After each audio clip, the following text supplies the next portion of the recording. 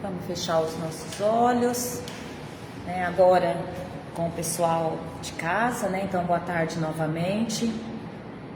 Vamos agradecer a Jesus a oportunidade de estarmos aqui nessa casa, que nesse ano se torna centenário, um pronto-socorro de almas, uma escola, um refúgio, um alento para os nossos espíritos.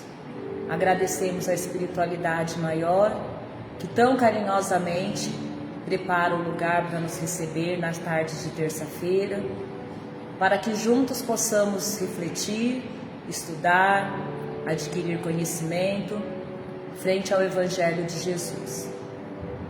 Agradecemos a Jesus, nosso irmão maior, por nos envolver aqui a todos, envolver também aqueles que o nosso pensamento e o nosso coração alcança, aqueles que estão ligados de qualquer forma a esse trabalho que aqui não puderam estar fisicamente, que todos também recebam do mais alto as energias benditas que hoje aqui são distribuídas. Pedimos também que envolva cada lar aqui representado e que, unidos aos nossos corações nessa reunião amiga e fraterna, possamos auxiliar também a espiritualidade com a doação dos melhores sentimentos que temos, envolvendo os nossos irmãos que ainda sofrem no orbe terrestre, aqueles nossos irmãos que ainda estão em situação de guerra, que estão nos orfanatos, nos asilos, em situação de rua, drogas, prostituição, em doenças graves, aqueles lares em desarmonia, que todos possam receber, Senhor, o seu abraço amigo e principalmente o seu amor e a sua misericórdia. Sê conosco, Mestre amado, hoje e sempre, que assim seja. Graças a Deus. Então, dando continuidade do livrinho,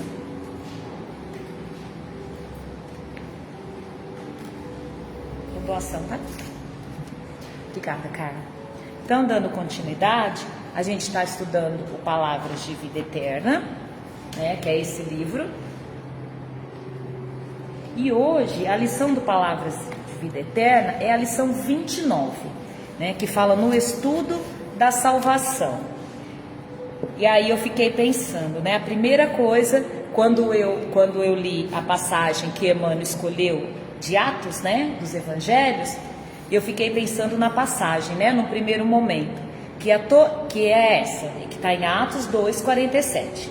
E todos os dias acrescentava o Senhor à igreja aqueles que se encontravam em salvação. E como vocês sabem, quando eu tenho uma passagem dessa, eu vou lá nos Evangelhos para saber em qual contexto que esse versículo está e por que esse versículo foi escolhido. E aí eu tive uma dúvida, e até lembrei do seu Cléder, que ele falou que a gente tem que ser curioso e pesquisar. Porque na minha cabeça eu achava que Atos dos Apóstolos tinha sido escrito por Paulo também. Eu não sei por que isso estava na minha cabeça. E não foi pelo evangelista Lucas, né? Foi Lucas que escreveu. E Lucas, ele se dividiu, né? Ele não conviveu com Jesus, então ele se dividiu, né? No Evangelho de Lucas, ele fala do que ele conheceu de Jesus através de Paulo e de Pedro, porque ele seguiu fielmente os dois lado a lado, né, para adquirir esse conhecimento. E em Atos dos Apóstolos ele fala da pós-crucificação de Jesus, quando a igreja cristã começa a se despontar. Então ele está falando da igreja primitiva, né, de quando começou. Então esse versículo específico, ele está querendo dizer, né, que Deus acrescentava mais à igreja, né, quanto mais a igreja crescia, mais se acrescentava cristãos, porque estavam procurando a salvação. Então ele está querendo dizer do momento em que o cristianismo começa a ser difundido. E aí muitos, né, vendiam o que tinham para poder começar a seguir o cristianismo, ou começar a seguir os homens do caminho, ou começar a fundar as igrejas, né, com as visitas de Paulo, que Paulo fez uma peregrinação, né, formando todas aquelas igrejas. E Lucas, ele seguiu isso de perto. Então, Atos dos Apóstolos é basicamente ele contando dessa criação da igreja primitiva. Então eu quis trazer isso para vocês porque eu achei assim curioso, né? Porque eu na minha cabeça era Paulo que tinha escrito também o Atos dos Apóstolos, né? E não foi Lucas. Lucas acompanhava, visitar Maria de Nazaré para escrever. Isso mesmo. Tanto é que muitas cartas de Paulo, Lucas que vai lá na cadeia, né, onde Paulo estava no cárcere, redigir para depois, né, distribuir, né, para os romanos, para os tessalonicenses, para Coríntios. Então, todos aqueles lugares em que Paulo, mesmo na prisão, ele ainda assessorava, né, as igrejas. E Lucas, ele foi fundamental, porque ele ia lá, né, ele atendia Paulo como médico, porque ele era médico, né? Então ele tinha esse acesso a Paulo. Então ele fazia as duas coisas, né? Atendia como médico, mas também ele ajudava redigir essas cartas e entregar. E para o Espiritismo, essa passagem, né, de Atos dos Apóstolos, que é 2,47, fala do florescimento da consciência coletiva. Então, quando todo mundo começa a entender, né, o Deus único, o Deus de amor, começa a ouvir as pregações, né, dos apóstolos que ficaram falando dos ensinamentos de Jesus, onde a prática do amor e a caridade sobre a influência do Cristo e do Espírito começa a expandir o campo vibratório da Terra, atraindo mais espíritos para a jornada evolutiva da felicidade, porque as consciências começam a se expandir. Então tanto os encarnados quanto os que estão desencarnados lá na erraticidade esperando, vê, porque Jesus, ele foi um divisor de águas, né, para o planeta Terra, porque depois de Jesus, né, nada foi mais o mesmo.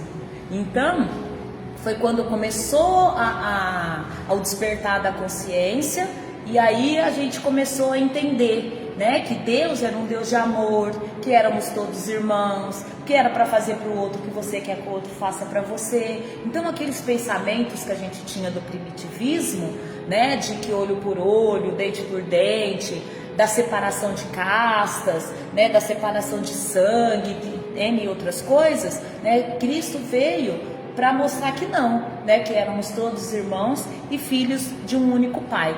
Então, por isso que nesse momento até a vibração do planeta começa a mudar. E aí, né, eu fiquei pensando, né, nessa coisa da salvação também, e até eu mandei para Carla, que na hora eu não consegui achar lá no meu evangelho, e depois eu achei, que veio na minha cabeça essa palavra salvação. Porque Emmanuel vai falar muito disso na lição. Então eu vou falar algumas terminologias para vocês, assim, só para a gente alimentar o pensamento, né, para a gente poder fazer um pensamento lógico da lição de Emmanuel. Então, salvação é a ação ou efeito de salvar-se e de libertar-se. Redenção, resgate, remissão. Ela transmite uma ideia de cura, essa palavra, né, de remédio, de resgate. E ela vem do latim, que é escrito salvare ou salus, que também significa ter saúde. E aí eu fiquei pensando, no nosso caso é ter saúde espiritual, né? É se curar, é se salvar.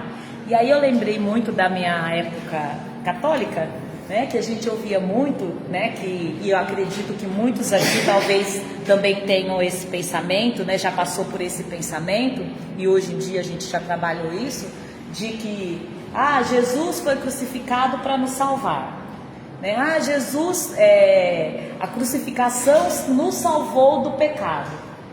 E a gente fez uma interpretação completamente errada disso, realmente, mas foi o exemplo de Jesus, foi o exemplo dele do perdão, mesmo estando na cruz. Foi o exemplo dele da mansuetude quando ele foi perseguido, quando ele foi aprisionado, né, do não revide, da não revolta. Então, realmente, aquele exemplo é para nos salvar. É para nos salvar de quê? Do outro? Do que está lá fora? Né? É para nos salvar disso. Mais alto, gente, para salvar de quem? De nós mesmos. Então, salvar do que a gente ainda tem ali que não está alinhado com as leis de Deus. E a gente sabe que a gente tem muita coisa, né? As leis de Deus estão ali na nossa consciência, mas a gente, como Espírito Eterno, faz o quê? Consulta a memória. aonde a gente está acostumado, né, com aqueles pensamentos, aqueles comportamentos que a gente já sabe que dá ruim, porque se não desse ruim, a gente não estava em algumas situações difíceis e algumas aflições que está hoje. Então, se a gente quer ter resultado diferente, a gente não pode repetir comportamento.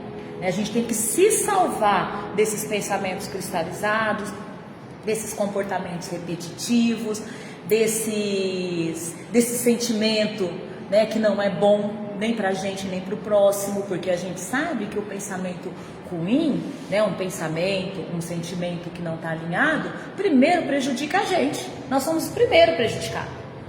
Né? Então a gente quer se salvar disso. A gente entendeu agora como Espírito Eterno que é essa salvação que Cristo trouxe para a gente, né? E aí a gente pensa, é fácil?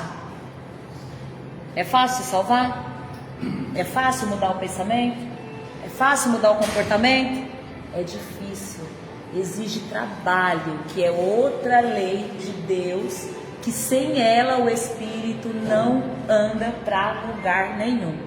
Então a lei do trabalho, ela está na natureza, mas para o Espírito ela é de fundamental importância para que o Espírito se movimente, né? Porque se você, vamos fazer uma analogia que me veio agora, eu nem coloquei isso no estudo, né? Se você está numa areia movediça, né, ou se afogando, a gente tem que se movimentar de alguma forma, tentar agarrar alguma coisa para tentar sair, porque se a gente ficar paradinho lá, a gente vai afundar. Então a encarnação, ela é mais ou menos isso. A gente não pode ficar paradinho, né? A gente não pode ficar conformado, como eu estava conversando agora há pouco, porque eu já ouvi, né, que a gente, o espírito é muito conformado. O espírita se conforma com tudo.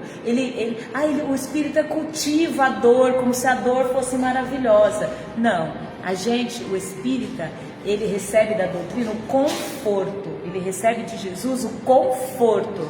E não é que a gente cultua o sofrimento, a gente entende que o sofrimento, as aflições são para o nosso crescimento. A gente gosta? Não. A gente quer sofrer? Também não. Mas ainda é uma necessidade do nosso espírito. E se a gente souber caminhar, né, com os exemplos de Jesus lá na cruz, com perseverança, com perdão, com humildade, dentro dessas aflições, com certeza o caminhar vai ser um pouco menos pesado, né? A gente vai ter amparo, vai ser cuidado, tá? Então hoje nós vamos raciocinar em torno da salvação, nessa situação, porque tem uma passagem do Evangelho, como eu disse, que eu até tinha perguntado para a Carla, que está na verdade também é do Evangelho de Lucas, é 9:23, que Jesus fala assim, né? Uma fala de Jesus: se queres ser salvo, pegue a sua cruz e siga-me. E ela está no capítulo do Evangelho, não pode servir a Deus e a Mamon. Eu acho que é no item 3, se eu não me engano. Então, essa fala de Jesus significa, né, que para a gente alcançar essa salvação que a gente tanto almeja, né, é preciso, em primeiro lugar, combater dentro de nós o orgulho e o egoísmo, negando a si mesmo. O que é esse negar a si mesmo? É me abandonar, então? É me entregar? Não é isso. É combater os nossos interesses pessoais, porque o nosso interesse pessoal, ele está centrado no nosso umbigo. Quando a gente tem um interesse pessoal, a gente não está nem aí com o interesse do outro, com o problema do outro, porque a gente está interessado, né? Quando a gente dá um passinho, a gente ainda fala, primeiro eu, depois os meus, depois os outros. E não é assim, né? É primeiro todo mundo. Eu ouvi que se eu tiver um pão e meu vizinho não tiver nada, a gente vai ter que ter meio pão, porque vai ter que ser meio para ele, meio para mim, para que nós dois tenhamos pão. Então é assim que funciona a caridade, né? É assim que a gente olha para o próximo. É assim que a dor do outro, apesar de não ser minha, se eu não posso resolver, eu consigo ter minimamente respeito por aquela dor, né? Fazer uma prece, uma oração. Então é isso que é combater e renunciar a si mesmo. É cuidar desses interesses, né, pessoais. É procurar sempre estar alinhado com as leis de Deus. E não é mais o sofrimento físico, né? não é uma regra, mas também não é mais só o sofrimento físico, não é só a morte do corpo, né? Porque em algumas passagens que eu procurei, fala da salvação como martírio, como morte, precisa morrer-se para salvar, que foi outra interpretação também errônea, né? Porque como espírito eterno, a gente precisa morrer para se salvar, porque é através das reencarnações, né, que a gente vai tendo experiência, então precisa nascer de novo. Para nascer de novo, a gente tem que desencarnar, né? Então, tá falando disso, que é da morte, principalmente do ego. E no Evangelho segundo o Espiritismo, essa passagem é interpretada como um chamado fundamental à renúncia, à reforma íntima, essa passagem do pegar a sua cruz e seguir Jesus, né? A reforma íntima, ao desapego à materialidade em prol da nossa evolução espiritual. E aí eu abro outro parênteses aqui, que a gente já falou várias vezes, eu estou vendo bastante carinhas aqui, algumas eu nunca tinha visto. Tem alguém aqui pela primeira vez? Seja bem-vindo. Então, a gente fala, às vezes parece até repetitivo, mas é que é para a gente poder ir alinhando o pensamento, né? Então a gente fala de maturidade. Esquecemos de tirar a música. A gente fala de materialidade. A gente já entendeu, né? Já ouviu aqui nessa casa que não é os bens materiais somente, é tudo o que não é do espírito. O que faz a gente perder a nossa essência como espírito é materialidade. Então, alguns sentimentos como os ciúmes, a soberba, a vaidade, o apego, né, a vingança, é materialidade, porque nos afasta do que é do espírito, né, nos afasta do alinhamento com a lei de Deus. E os bens materiais?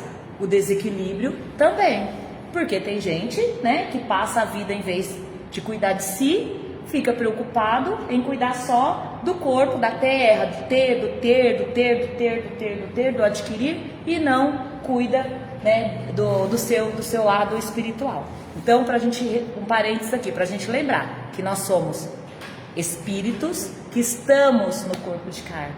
Então, isso fica, o que a gente é como essência, é o que a gente vai levar de bagagem, até mesmo para amanhã. Então, o que a gente está fazendo hoje, a gente sabe que vai colher mais para frente. Então, carregar a cruz para ser salvo não é adotar uma postura de sofrimento, né, passivo principalmente, de meu Deus quis assim mesmo, eu tenho que me conformar, né? Não vou fazer o tratamento médico, não vou tomar a medicação que o médico falou, não vou mudar os meus hábitos, vou só ficar em casa rezando, né? Essa é o entendimento muitas vezes que a gente tinha, né? De o bem sofrer, e a gente sabe que o bem sofrer não é isso, né? A gente sabe que o bem sofrer é a gente procurar todos os recursos possíveis que tiver para conservar a vida, para proteger a vida, né? Se for um sofrimento físico, e se for um sofrimento moral, né? Procurar um entendimento dentro das leis de Deus para a gente passar daquilo, porque se aquilo aconteceu, né? Sofrer um revés na vida, é uma oportunidade que você tem talvez de recalcular a rota. A espiritualidade está falando para você, esse lado não está bom não, então você precisa recomeçar, né? Você precisa. E tem uma história, não sei se foi no nosso lar ou não, que um espírito agradece André Luiz, né? Que parece que ele tirou tudo da família lá, a família devia, acho que, né? O pai dele perdeu no jogo, não foi? E aí um dos filhos encontra André Luiz no plano espiritual e André Luiz fica envergonhado, porque lembra, né? Que o pai daquele lá perdeu tudo. E aí o rapaz veio e agradeceu. Falou assim, olha, foi naquele momento que meu pai perdeu tudo no jogo, que a gente ficou sem nada, que a gente virou uma família de verdade, né? Eu e meus irmãos nos unimos, meu pai ficou mais em casa, a gente abriu um negócio e a gente se reergueu. Então é com esses olhos do espírito que a gente tem que olhar os reveses da vida, porque às vezes é um revés na vida, num relacionamento, num trabalho, numa doença física, que nos salva de nós mesmos, né? Pode nos salvar nos ensinando uma lição, pode nos salvar nos dando um freio, porque senão a gente ia estar igual um caminhão desgovernado na descida. Então a espiritualidade amorosamente para nos salvar até as situações aflitivas, é para o nosso bem. Então, né, não é uma postura de sofrimento passivo, mas sim de resignação ativa, trabalhando para melhorar a si mesmo e o mundo ao seu redor. E aí eu vou ler para vocês a lição e fazer uns comentários rapidinho. Então a gente entendeu, né, que no estudo da salvação, Emmanuel está dizendo da gente se salvar nós mesmos, né? E aí Jesus vem e fala assim, olha, para salvar, para quem quiser ser salvo, tem que pegar a sua cruz e seguir. E aí seguir Jesus é sair andando, né, atrás dele? Não. Exatamente, seguir os ensinamentos e os exemplos de Jesus. Porque os exemplos, né, o que a gente tem dos ensinamentos e dos exemplos de Jesus é as leis de Deus na prática. É as leis de Deus na prática, né? É amar ao próximo, é não julgar, é perdoar, é ser humilde, né? Então, é amar. Então, é exatamente isso. E aí, Emmanuel fala assim na lição, né? A expressão fraseológica do texto varia por vezes, acentuando que o Senhor acrescentava àquela comunidade apostólica todos aqueles que estavam se salvando ou que iam se salvar. Então, todo mundo que ouvia sobre o cristianismo, ouvia sobre Cristo, ouvia sobre os homens da casa do caminho, começaram a se juntar. Tanto é que aí, né, ficaram com medo e começaram a perseguir os cristãos, porque viram que o movimento, né, estava aumentando. De qualquer modo, porém, a notícia serve de base importante ao estudo da nossa salvação. Muita gente acredita que salvar-se será livrar-se de todos os riscos, na conquista da suprema tranquilidade. Então, né, meu Deus, quero me livrar de tudo. Deus, me tira desse mundo doido aqui, né? Eu sou boazinha, quero ir para o céu logo, que lá eu vou ficar sossegada, né? Lá nos Campos Elíseos, só por ser na banadinha, comendo uma frutinha, brincando com os bichinhos, né? E mal sabe a gente, né? De que o trabalho continua. Mas por muito tempo, independente de outra religião ou não, estou falando agora como espírito e em outras encarnações, nós tivemos esse pensamento na nossa cabeça, né? E isso vem cristalizando de encarnações em encarnações, de que a gente achava que se salvar, de que tá livre de qualquer perigo, e ó, bem folgadinho lá, né? A gente achava isso. Entretanto, vemos o Cristo apartando as almas em processo de salvação para o testemunho incessante no sacrifício. E aí eu penso, falo de novo, aqui Emmanuel usou a palavra sacrifício. E quando a gente quer combater o nosso interesse pessoal, não é sacrifício? Porque quando a gente não luta para não fazer uma fofoca, a gente não luta, não é um sacrifício danado para a gente não botar lenha na fogueira. Não é a gente falta pôr uma caixa d'água na boca para não retrucar. Então é desse sacrifício hoje que a gente está falando, que envolve a nossa salvação. Isso é sacrificar o interesse pessoal. É a gente, mas se eu não der a resposta eu vou ficar por baixo? De jeito nenhum. Eu vou ter que dar a resposta.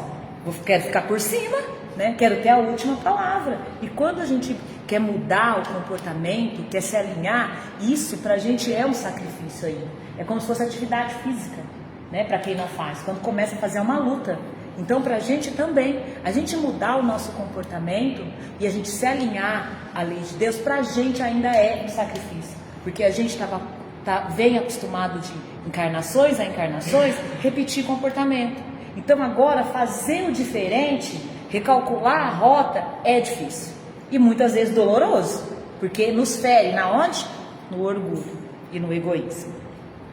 Muitos daqueles que foram acrescentados ao serviço da Igreja Nascente conheceram a aflição e martírio, lapidação e morte. Os primeiros cristãos, ele está dando exemplo aqui, né? A gente não tem mais, né? Pelo menos nós aqui, graças a Deus, não temos mais isso, né? Da perseguição, da lapidação, da morte, né? Então, vou falar de novo. O que a gente vai ter que lapidar? Matar, sacrificar os nossos interesses pessoais, os nossos pensamentos e sentimentos que não estão alinhados com as leis de Deus. Isso porque a gente quer se salvar, né? Nós estamos falando sobre salvação. Designado por Deus para a obra divina, não se desobrigaram da dor. Mãos calejadas em duro trabalho, também conheceram sarcasmos soezes e vigílias atrozes. E aí a gente lembra, né, de tantos mártires, né, de tantos cristãos que foram crucificados, apedrejados, perseguidos, queimados, N coisas, né?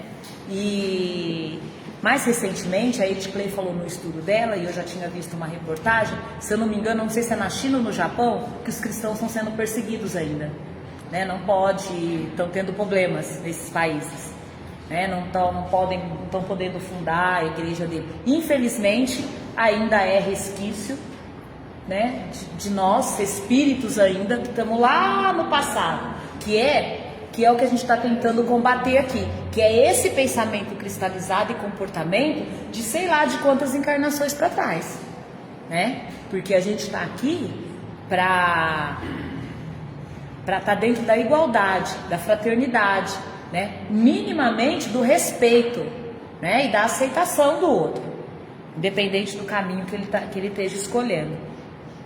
Encontramos no excelso amigo não apenas o benfeitor que lhes garantia a segurança, mas também o mestre ativo que lhes oferecia a lição em troca de conhecimento e a luta como preço da paz.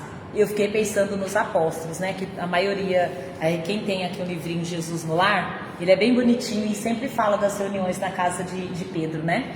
E aí lá sempre Jesus aborda um assunto da vivência ali. E aí eu fico pensando, né? Cada vez eu me identifico com o apóstolo daquele, né? Porque uma hora eu sou teimosa, cabeça dura igual Pedro, outra hora eu tô reclamona, igual Bartolomeu, né? Outra hora eu não tô acreditando, igual Tomé. Então olha como que isso é importante, né? Então a Jesus, através deles, para eles trouxe o conhecimento e a luta, porque eles começaram a lutar com o sentimento dentro deles também. E o exemplo deles que traz para nós hoje, né, de que a gente também é capaz desse entendimento, né, e desse bom combate dentro da gente, né, contra o pessimismo, contra a revolta, o inconformismo e tantas outras coisas, né? E que salvar não será situar alguém na redoma da preguiça, a distância do suor na marcha evolutiva, tanto quanto triunfar não significa deserção do combate. Consoante o ensinamento do próprio Cristo, que não isentou a si mesmo do selo infamante da cruz, salvar é, sobretudo, regenerar, instruir, educar, aperfeiçoar-se para a vida eterna. E aí eu fiz uma sequência diferente dessa de Emmanuel, né?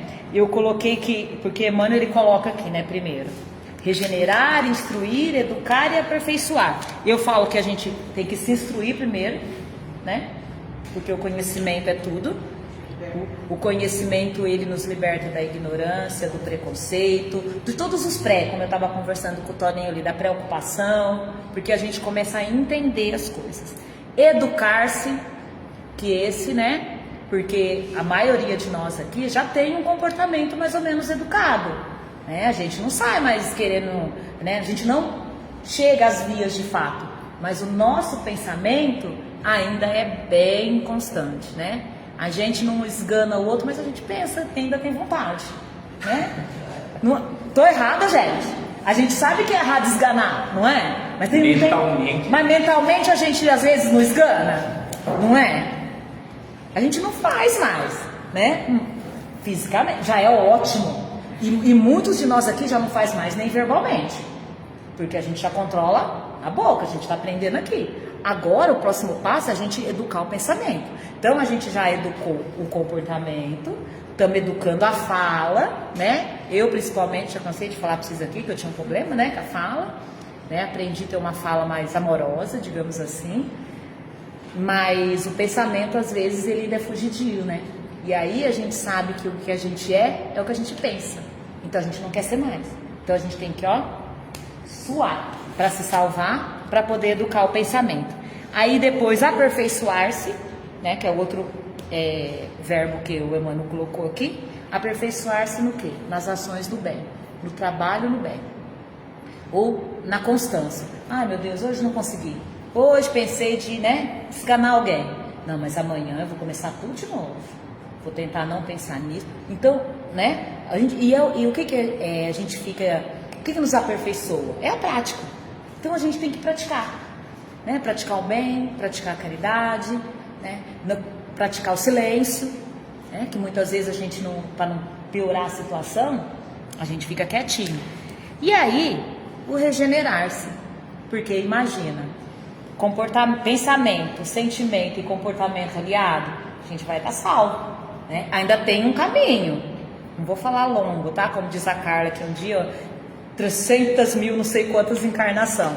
Nem vou falar isso tudo, porque nosso planeta está regenerando, E acho que não vai tudo isso. E tomara que eu esteja aqui quando estiver regenerado. Então vamos baixar um pouquinho para 1000, tá? Vamos. 20 também é pouco, Eu acho. Encarnação é bom, 20 Então, e aí, agora pra gente encerrar, a gente brinca com essa coisa de encarnação, mas a gente tem que também tomar cuidado com o nosso pensamento, que a gente tinha um pensamento assim, Porque pensa que nós espíritos também não temos pensamento, a gente não passa pano pra gente? A gente pensa assim, não dou conta de fulano, vou deixar pra próxima.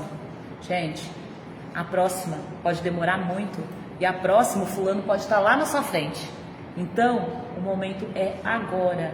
Se a gente quer começar a trabalhar na nossa salvação, é nessa encarnação. Essa encarnação é a derradeira. É nessa. Se a gente não tivesse tão decidido, a gente não ia estar aqui numa tarde de terça-feira ouvindo falar de Jesus. Olha que bênção, a gente podia ter escolhido estar em qualquer outro lugar. Exatamente. A gente poderia ter escolhido estar em qualquer outro lugar hoje, mas a gente escolheu estar aqui, numa bendita casa de oração, ouvindo sobre os ensinamentos de Jesus. Então a gente tem que dar crédito pra gente também. Porque a gente também não é a gente só não trouxe sentimentos que precisa ser alinhado. A gente já tem conquistas. O que a gente precisa é ter olhos do Espírito para olhar para dentro e ver. Temos dificuldades? Temos. Mas também já temos conquistas. Porque se a gente conseguir enxergar isso, primeiro se a gente conseguir identificar o que a gente tem de dificuldade, já é ótimo, é um caminho andado. E se a gente com seriedade conseguir, ter um pouco de caridade com a gente, não é passar a mão na cabeça não, é ter caridade conosco mesmo e entender que a gente já tem conquista, é essas conquistas que é o recurso para a gente combater, o que ainda não está alinhado, tá bom? E para a gente ir para o caminho da salvação, A gente tem uns 2 minutinhos, alguém quer falar alguma coisa? Ficou alguma dúvida? Não? Todo mundo bem? Eu vou falar só uma coisa. Primeiro, gratidão por vocês, tão maravilhosa, fazer um estudo, trazer tanta luz pra gente. Ai, que bom! Eu que agradeço a oportunidade, que se não fosse esses estudos, eu ia estar igual um caminhão desgovernado na descida. E uma coisa que eu tenho aprendido, que faz parte do que você falou, é que não tem como desver. Depois que a gente viu alguma coisa na gente que precisa ser corrigido, dificilmente você vai parar de olhar. Então, reuniões como essa, estudos, leituras, a gente tem que buscar ajuda, tem que buscar esses lugares para que a gente consiga enxergar aquelas coisas que a gente normalmente já está acostumado, À medida que a gente vai vendo, corrigir às vezes não é fácil. Não. Eu adoro a parábola do Cristo, que mais que eu senti uma pessoa muito errada, e aí ele fala, vá e não peques mais. Não peques mais. Aí você vai lá e você peca, fala, mas pera, agora eu vou e não vou mais. Então, Jesus ele é muito iluminado, É uma coisa linda, porque ele não te joga no desespero, agora pronto, errei. Não, agora não vou mais errar. E a experiência é o que faz a gente não errar. Gratidão. Eu que agradeço. Eu só fiquei até o final para ouvir você. Obrigada, viu? Gente, muito obrigado pela cooperação. Conto com vocês, todo mundo lá no Teatro Pedro II. Dia 22, hein, gente? E a gente vai pôr o anúncio aqui. Tchau, Toninho, obrigada. A gente vem aqui Também aprender, né? A gente aprende muito, porque antes de eu vir aqui, muitos conhecimentos que a gente aprendeu, a gente não tinha, né? Então a gente vem aqui e começa a perceber que não é daquele jeito, funciona. Desse lado de cá a gente vai aprendendo. Tem dia que vai passando. E você sabe que a gente aprende muito com vocês. Vocês não têm noção, né, de como esses olharzinhos, às vezes uma palavra que vocês falam, né, orienta assim o nosso pensamento. Às vezes vocês estão aí quietinho, né? Não tô falando nada, mas às vezes um amigo espiritual de vocês vem aqui, né, Carla? Assopra alguma coisa aqui pra gente, a gente fala assim: nem tinha notado isso aqui, mas eu vou falar sobre isso. Então é importante também, porque o trabalho aqui é feito em conjunto, né? O entendimento, o estudo, o crescimento é conjunto. Aqui nós é daquela turma de ninguém, solta a mão de ninguém, viu? Nem que ficar um para trás lá, a gente vai puxando e nós vamos juntos, tá bom? Você põe a música lá, por favor. Nós vamos encerrar.